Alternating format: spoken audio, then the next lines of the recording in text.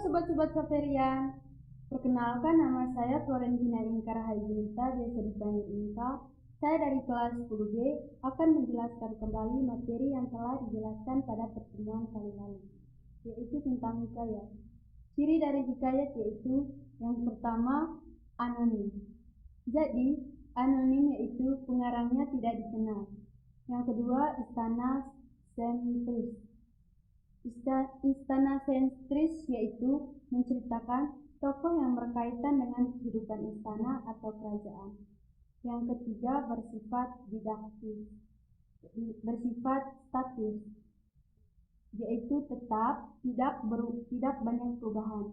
Yang kedua, bersifat komunal, menjadi milik masyarakat.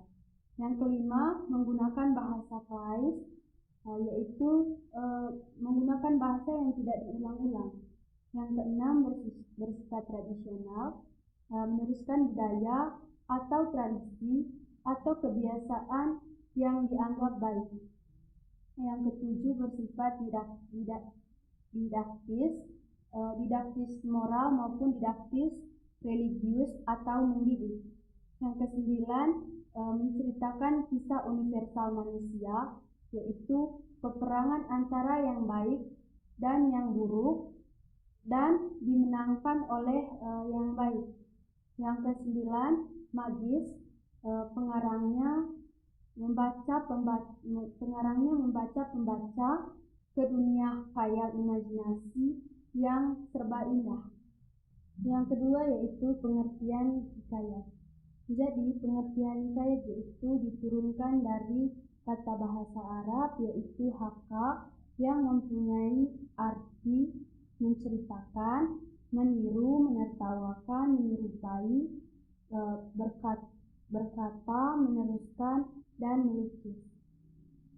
Penggunaan arkais dalam teks hikayat adalah kaya yang tidak lazim digunakan pada saat itu.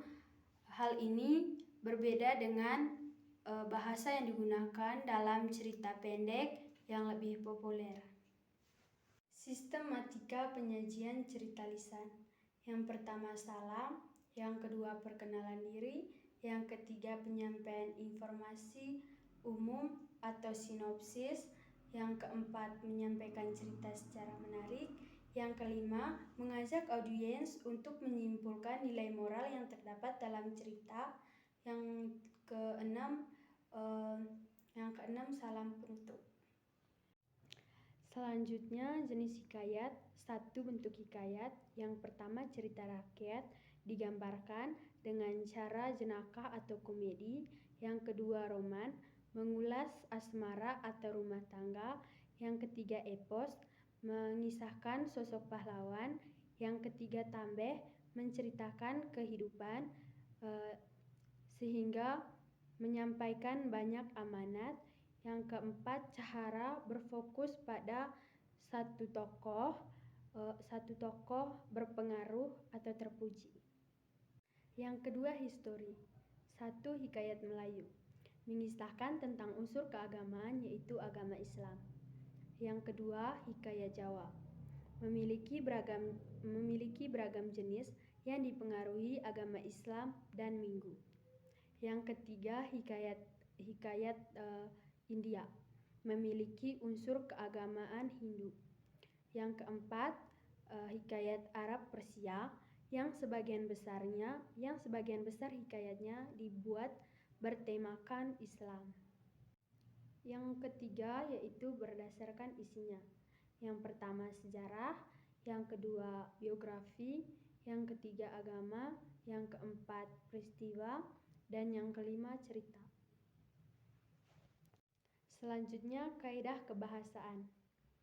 Yang pertama konjungsi utama menggunakan kata arkais. Yang kedua majas atau gaya bahasa. 1. Antonomasia. Majas yang menyebut seseorang berdasarkan ciri atau sifatnya. Yang kedua, personifikasi. Majas yang menyatakan benda mati sebagai sesuatu seolah-olah hidup seperti manusia. Yang ketiga, Yang ketiga metafora, majas yang menggunakan kata pembanding. Yang keempat simile, majas yang membandingkan suatu hal dengan hal lain. Yang kelima hiperbola, majas yang mengandung pernyataan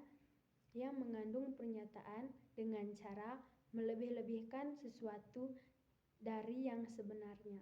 Selanjutnya perbedaan hikayat dan cerpen. Yang pertama, hikayat menggunakan kata baku atau bahasa Melayu, sementara cerpen menggunakan kata tidak baku atau bahasa sehari-hari. Yang kedua, hikayat alurnya maju, sementara cerpen alurnya maju mundur. Yang ketiga, hikayat menggunakan sudut pandang orang ketiga, yaitu ia, dia, nya, beliau. Sementara cerpen menggunakan sudut pandang orang pertama atau bebas. Yang keempat, hikayat lebih ke cerita yang mustahil terjadi. Sementara cerpen masuk kepada cerita yang masuk akal atau kehidupan sehari-hari. Itu saja dari saya, sekian dan terima kasih.